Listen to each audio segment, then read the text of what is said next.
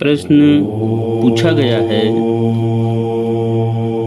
मेरा भाई बहुत ड्रिंक करता है। हम साथ रहते हैं,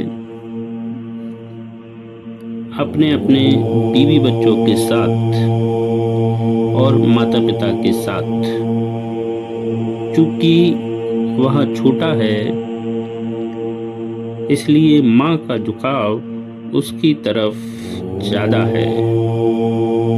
अब ऐसा माहौल बन रहा है कि मेरे माता पिता मुझसे ही घर छोड़ने को कह रहे हैं। मेरी समझ नहीं आ रहा है मैं क्या करूं। कृपया बताइए, मेरे 2 बच्चे भी हैं।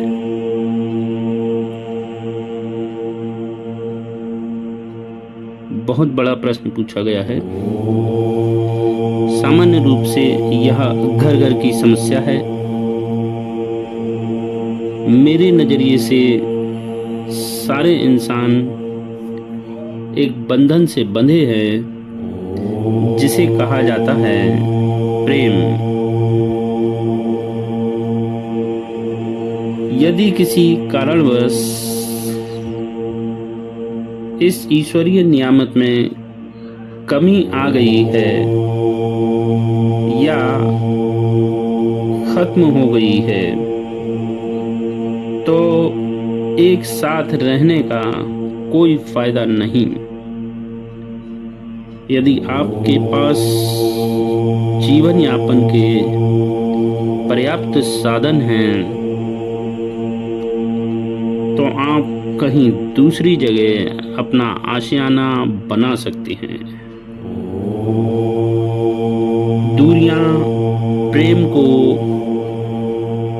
पुनः जीवंत करने में सहायक होंगी।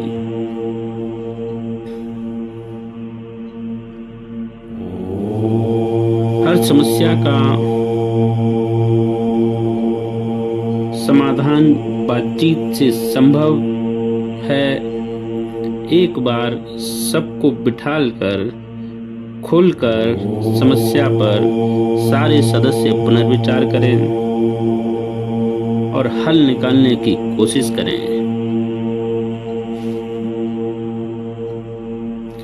विखंडन कोई गलत ऑप्शन नहीं है। यह आज का चलन है। विखंडित परिवार आधुनिक समाज का स्वरूप है। हम चाहें भी तो इस चलन को रोक नहीं सकते। इसलिए हम स्वतः ही इस आधुनिक चलन में खुशी खुशी शामिल हो जाएं। तभी नई पीढ़ी नए विचारों का हिस्सा बन सकती है। यदि आप जुझारू स्वभाव के हैं, तो इस समस्या को अपने आगे बढ़ने का रास्ता बनाइए।